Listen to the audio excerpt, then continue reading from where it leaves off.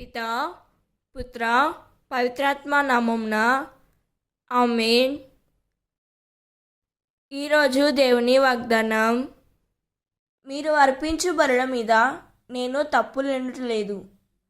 మీరు నిరంతరము నాకు దహన బలులు అర్పించుచునే ఉన్నారు.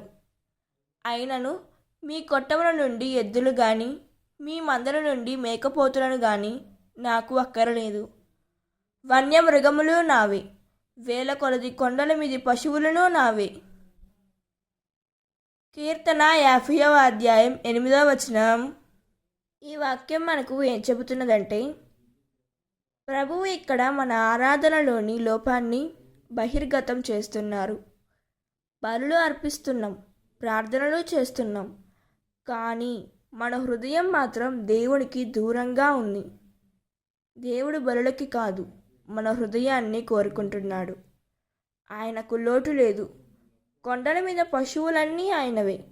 మనము ఇవ్వగలమని భావించే బలి దేవుని అవసరాన్ని కాదు, మన ఆత్మస్థితిని వెల్లడిస్తోంది. దేవుడు ఈ వాక్యం వింటున్న ప్రతి ఒక్కరిని దీవించునుగాక. ప్రార్థన. ప్రభువా, నోటి మాటలతో బాహ్య ఆచరణలతో నిన్ను సంతోషపరచగలమని అనుకున్న మమ్మల్ని క్షమించుము తండ్రి.